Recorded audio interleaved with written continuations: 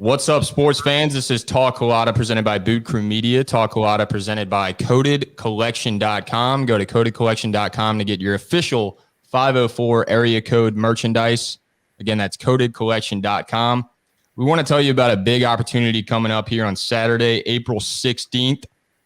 The Kelly Gibson Foundation, a community-driven nonprofit organization that focuses on supporting first responders, military initiatives, and children's athletic programming through golf in the greater New Orleans region. If you're running the Crescent City Classic on Saturday, April 16th, why not run for charity? Participants that run for charity receive unique perks and access not just to any restrooms, but the air-conditioned restrooms. That's big, people. Go to kellygibsonfoundation.org to register as a charity runner. Official charity runners, again, get a personal online fundraising page, and all of the money raised will be donated to kellygibsonfoundation.org. So again, if you're running the Crescent City Classic, go to kellygibsonfoundation.org. We are live from Magazine Street here at Boot Crew Media Studio, and we are live with none other than Steve Worthy and Chris Kenyon of the Zurich Classic and ForeKids Foundation. Guys, where are you guys at? We would be in our offices on site at the TPC Louisiana about 3.5 weeks from tournament time. Absolutely. Steve, the CEO and tournament director, Chris, the vice president of marketing, and what's the other portion of your title, Chris? Sales. Marketing and sales. Hey, those are one and the same. I'm not sure there is a difference. We'll start with Steve.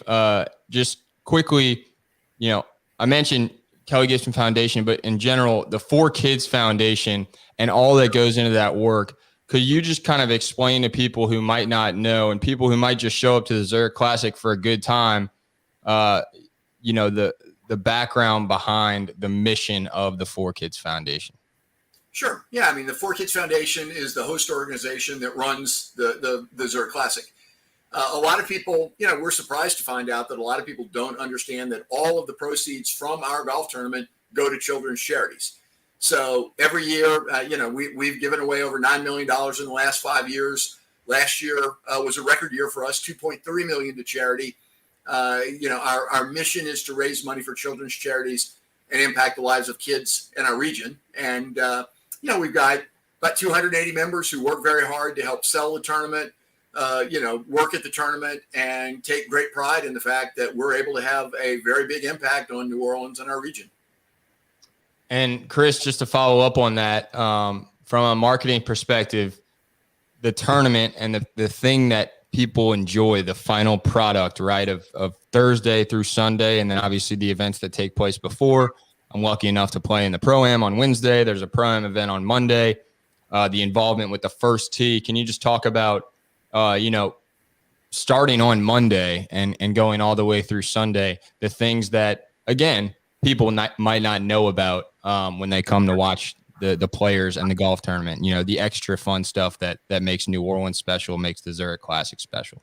Yeah, I think a lot of people don't realize you watch golf on TV if you're really a diehard on the Golf Channel Thursday and Friday, and of course on either NBC or CBS Saturday and Sunday. But on Monday, like you said, we kick off the week with a Pro-Am where local and regional and sometimes out-of-town people can buy a team to play with a PGA Tour professional. We repeat that again on Wednesday, where it's kind of the B guys on Monday, and then it's all the big dogs on Wednesday. And so you're playing with Colin Morikawa, who we announced, as you know, yesterday, and Victor Hovland as his partner, the number 2 and 3 ranked players in the world. Tuesday is a practice round for the pros, but we also have a celebrity shootout on Tuesday, which has had a lot of great celebrities over the past years. Chris Berman plays in it every year from ESPN. Sean Payton and Drew Brees have played in the past. A lot of different Saints players have played. I don't know, Steve. We went through the archives of the last 10 years and realized there were more players than we thought played in the event. And we give $40,000 to their charities for that celebrity shootout. So that's a fun day on Tuesday, a little 4-hole scramble. And then, of course, Thursday through Sunday is competition with 80 teams of 2, so 160 pros. On the first 2 days, we cut that in about half for the weekend. And there's also a lot of stuff we can get into later or now that happens on the golf course Thursday, Friday, Saturday, and Sunday that a lot of people that aren't really too interested in following a golfer around can come out and have a heck of a lot of fun and go to. Let's talk about that now, because I do want to get into the players that have been announced playing, and then also obviously the just the hype around golf in general, and all the work that you guys do, not just the ForeKids Foundation, but the work that you guys do. But yeah, let's dive right into Thursday through Sunday into the stuff on the golf course at the beautiful TPC of Louisiana in Avondale. So Chris, take it away. Yeah.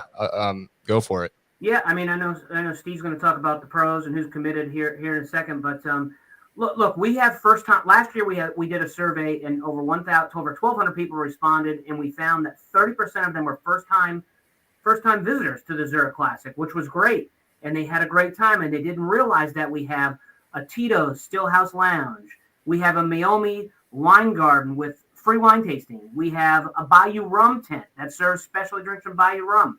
We have a 19th hole that is free for people to go in, and there's food and beverages in there. We have some specialty drinks out on the golf course. Don't forget about Acme Oyster House, man. Yeah. We have over 10 New Orleans restaurants out here. Some of those are upgraded tickets than your grounds ticket, and you'd have to pay an upgraded all-inclusive type ticket with the open bar and all these different restaurants that partner with us. And there is so much more than golf out here that those 30% last year, said, almost every one of them said they're coming back again and loved it and didn't know we had all this out here. So before we jump into the players that have already announced, Steve, I guess this is a question for both of y'all, but given y'all's position with the ForeKids Foundation, the Zurich Classic, are y'all allowed to talk about like who y'all might think could win this thing, who could win the Masters, or is that against the rules? Well, if you're going to ask me that, I'm typically going to tend to tell you it's going to be a player who's coming to the Zurich Classic. So I'm not sure I'm going to be totally objective there, but okay. Well, last year's champions, right? Smith and Leishman. Yep. Cameron Smith, Mark Leishman. We are 13 or 14 days out from the Masters. What about one of those guys winning the damn thing? Well, Cam Smith has had a great history at Augusta. Yeah. He's finished second before. He's top 10 several times, and he seems to only be getting better. He's already won a couple times this year. The opening event, the Tournament of Champions in Hawaii, and then at the Players Championship. So if you were looking at the betting favorites, I'm not sure Cam Smith wouldn't be in the top 5 in terms of odds because of his history there. Right. So I would tell you that we would not be upset if Cam Smith were to come to New Orleans as the reigning Masters champ. That wouldn't be a bad thing. I think we would take that. Yeah, I think we would allow that. Right. So 14 days out, exactly 2 weeks. Obviously, with today being Thursday, out from the Masters and the Zurich Classic has it always been exactly 2 weeks after the Masters? Well, we've bounced around over the years, but I know I can only speak to the last 11 years, the time that I've been here, 10 years, going into my 11th. We have typically been 1 week following Augusta. So there's one event between us. Right. 1 year, there were two. 1 year, the way the calendar fell, there was 2 tournaments between us and Augusta. Okay. But typically they go to Hilton Head following Augusta and then come to New Orleans.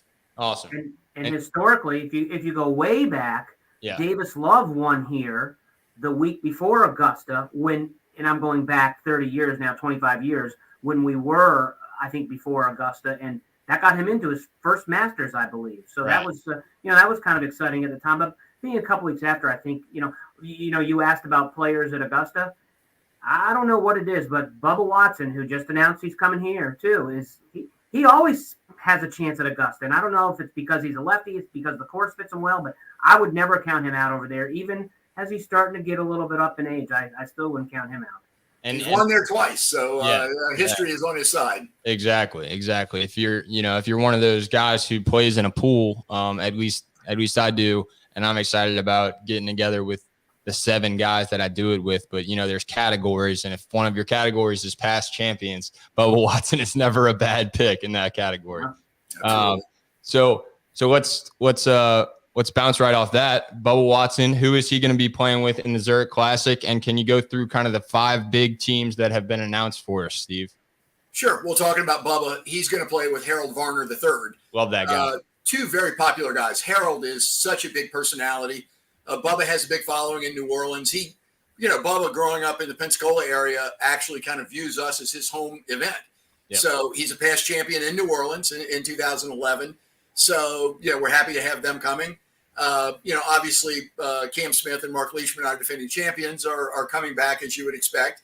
Cam is a two-time champion. He won in 2017, our first year at a team as a team format with Jonas Blixt. Louis Oosthuizen and Charles Schwartzel, who last year were in a playoff with Smith and Leishman. Right. Obviously they're going to be back. They've had success here. Second last year, losing in a playoff, and they were also third in 2018. So they've got some great history here. A team that we're real excited about. I think a lot of people would be picking them to win here are Billy Horschel and Sam Burns. Billy's won here twice, a big fan favorite. He's got a lot of friends in New Orleans. Yep. Obviously, Sam, having played at LSU, loves our event. They played together for the first time last year here, and they finished fourth. So they both are playing exceptionally well right now. Sam won last week in Tampa. Yep. So we would expect them to play very well. And then the one that's got right now the whole golf world buzzing, the pairing of world number 2 and world number 3, Colin Morikawa and Victor Hovland. I'd say two of the best 3 golfers in the world based on the rankings they are. Right. Both just great guys, great personalities. Colin's won a couple of majors. They've both been around for a very short time, but accomplished an awful lot. So Colin's won me a good bit of money too. I put $20 for him to win the PGA Championship like 4 months before the PGA Championship. So I am forever indebted to Colin Morikawa. So big fan of Morikawa and Hovland. Obviously, that pairing is awesome. And on top of that, I got a funny story for you guys. I picked Leishman in my pool a long time ago. The year that he shot 64 on Sunday morning at the British Open to make it into that 3-way playoff. And Zach Johnson ended up winning that playoff. But all my friends in the pool, that's when I knew I was like, okay, if I'm ever going to gamble on sports, it's going to be on like the long shots of the golf world or the guys that maybe not everybody knows about. Because all my friends, when I picked that guy, I just, this was before people even knew who Mark Leishman was. And they were like, how the hell do you know about that guy? Let's be honest. It was just very good luck. But for him to shoot 64 and, that was really his start into, really being a contender in every tournament that he plays. So for him to be paired up again as the defending champ with Cameron Smith and be alongside some of those other great names that you mentioned, I think is really awesome. Yeah, he's a great guy, a great champion for us, and I will tell you, we're not able to announce teams until they officially commit with the PGA Tour, right? And in some cases, both guys officially commit, but they don't get themselves partnered as a team, so we're really not able to announce those guys. But Victor told me, I've known for a month that those two guys were going to play together, but had to wait for them to make it official for us to announce. I will say going forward. We have some indications that you're going to see a pretty fair number of other good, exciting teams that will be announced over the next several weeks. So I know you can't tease at any of them, but Steve, I really want to see my boy Jordan Spieth back here. Well, I would tell you we wouldn't be upset if he were. He's one of those that we're working on. There are a lot of guys we're working on. Yeah. I won't say we've got him locked up like some of the other big names that we expect to announce next week, but we're still in there pitching on him, and I'm hopeful we'll be able to get him here by April. And another fun fact that I thought you could share with us is since it became a team event 5 years ago, there have been some teams. Again, you mentioned that Usti and Schwartzel have played 3 times together in the team event.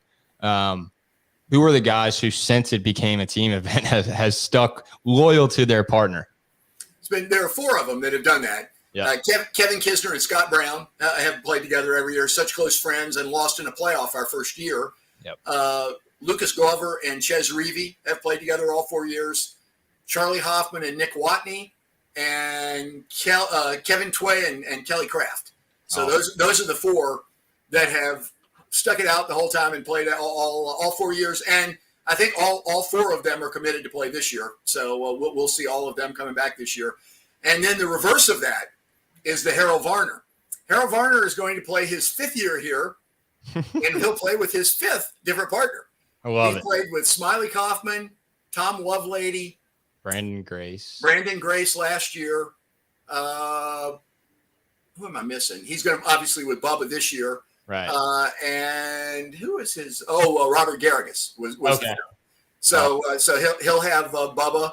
He'll have a little more accomplished player in New Orleans than Bubba. So right. We like to joke with Harold, and that's a team I would bet would make the cut this year. Harold's finally going to make the cut. Yeah, I love it. Well, I watched on TV yesterday and saw HV3 beat Shane Lowry in the Dell Technologies match play event. So yeah, I mean, he's a great player and obviously, as you said, a fan favorite.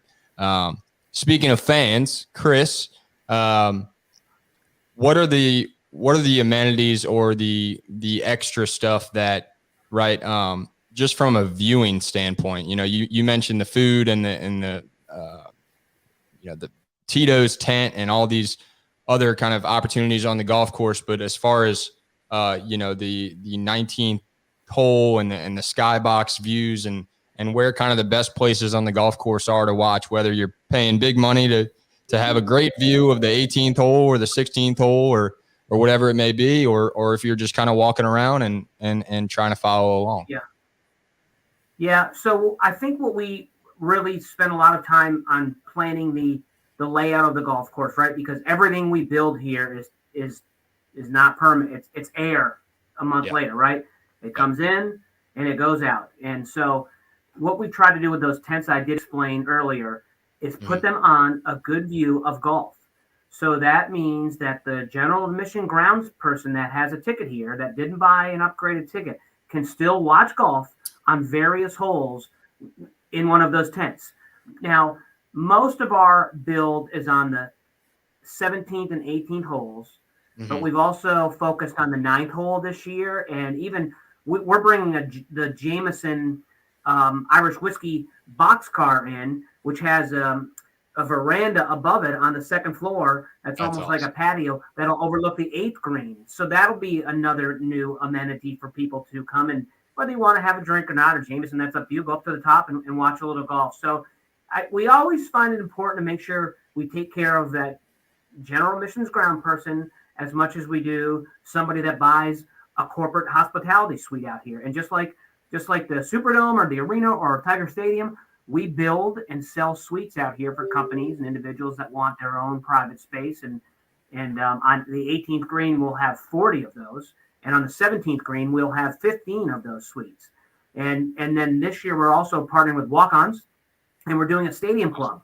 For those that go to LSU and go to Tiger games, are familiar with the stadium club there. This is going to be a similar concept, but and it will be a private tent, so you have to buy a hospitality ticket or 2 or 4, however many you want for you and your friends, or a company can buy some for a day. But it'll be a 2-story venue right behind the 17th green with stadium seating up top. And then down below will be an indoor climate-controlled lounge, and it will be all-inclusive. In the lounge, we'll have a glass wall in front to look over 17. And what the unique thing is, I'm sure most people and all your people that are watching, our sports fans, have seen the Dallas Cowboys walk through the crowd underneath out to the stadium.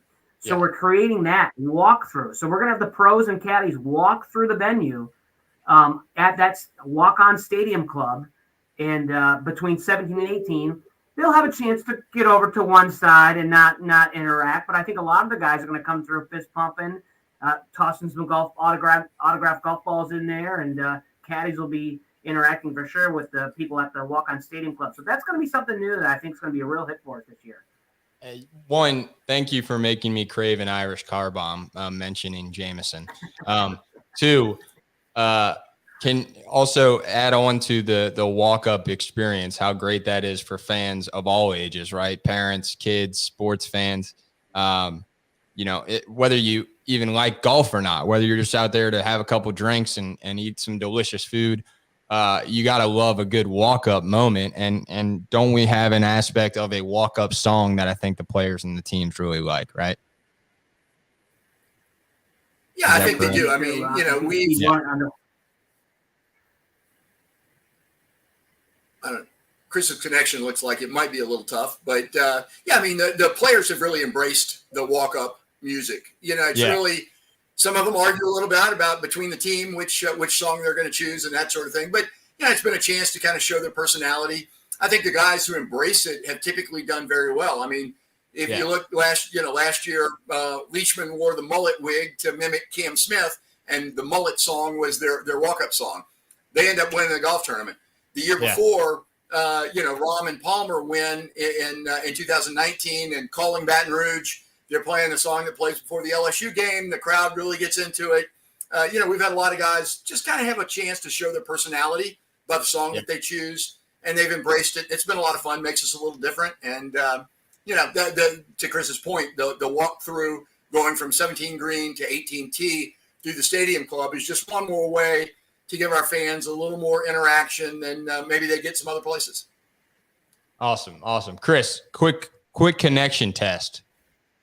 I need to see if I can hear you. Can you remind everybody your name? Yeah, sure. Can you hear me okay?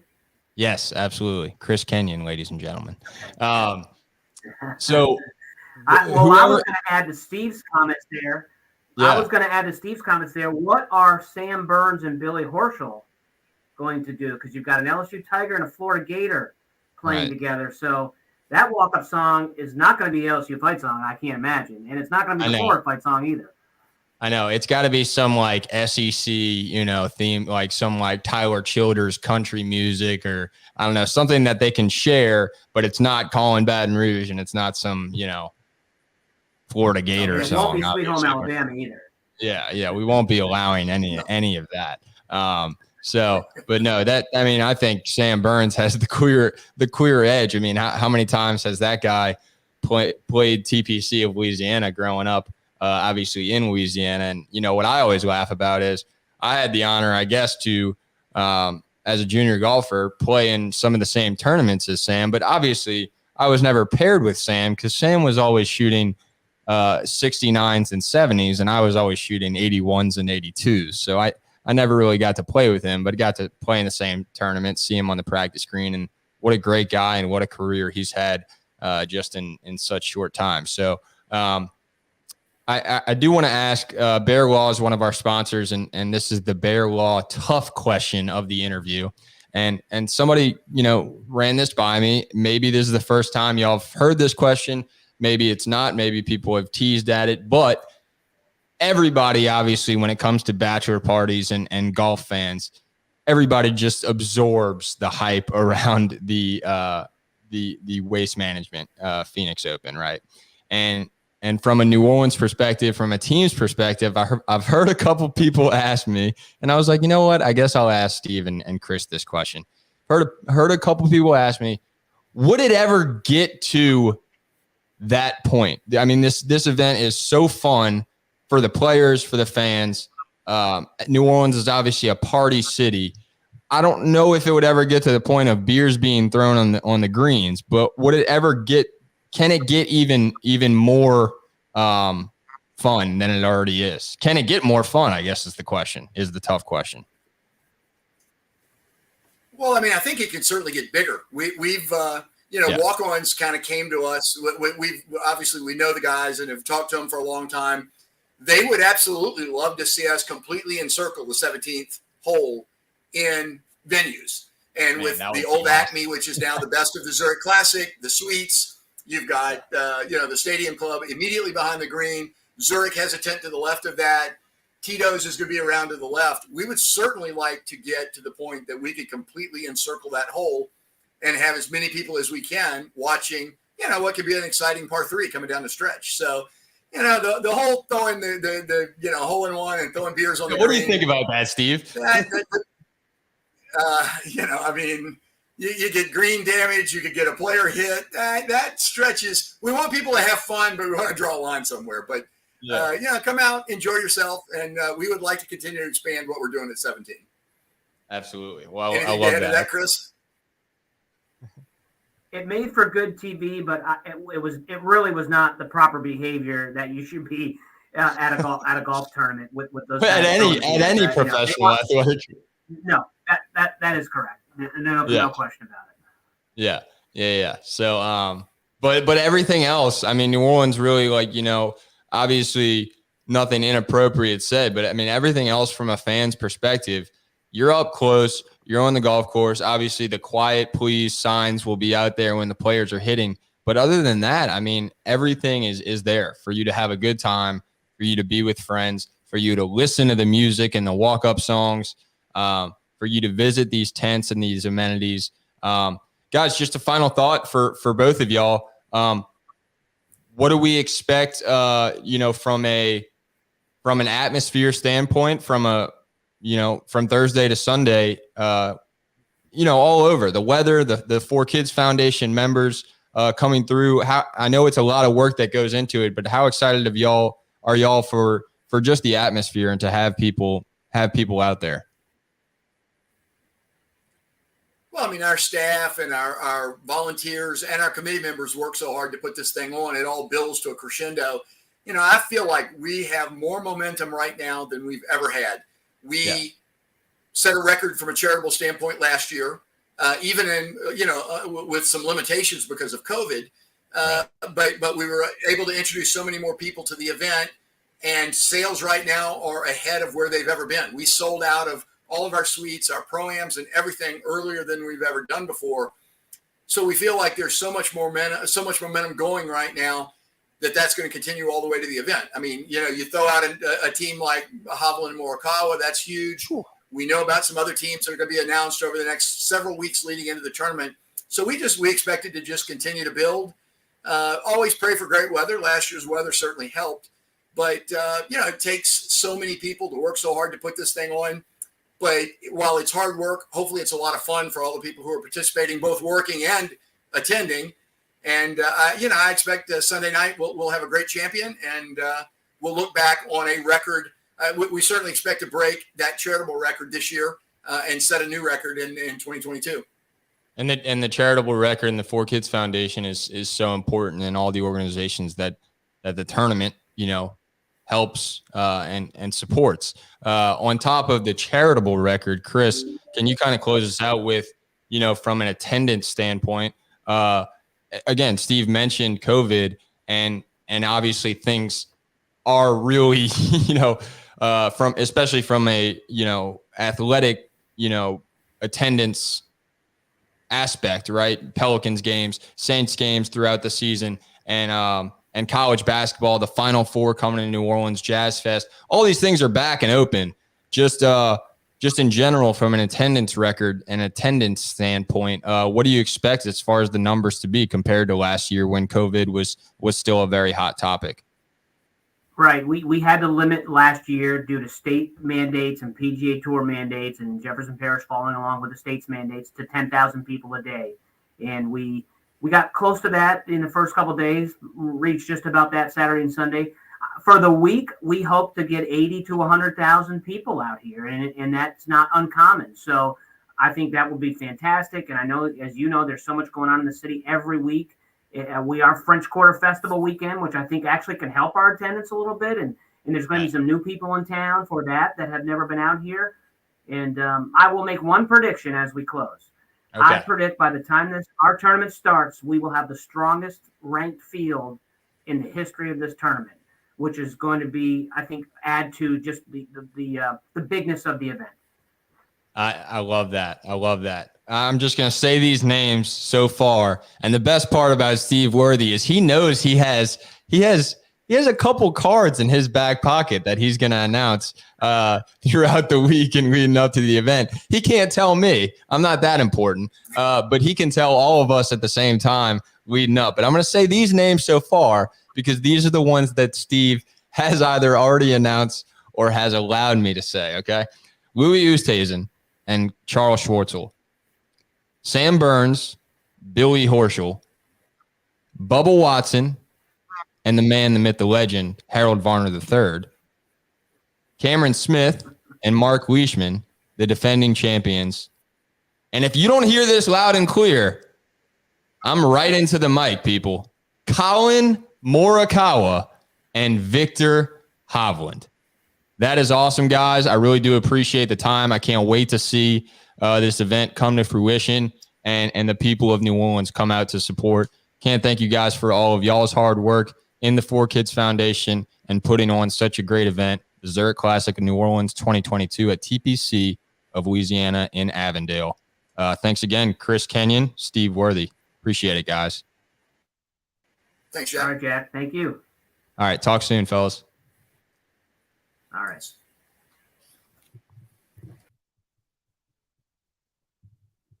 All right, folks, this is Talk a Lotta, where we talk a lot of sports. I'm Jack. That was Steve and Chris, and we are signing out. Peace and love.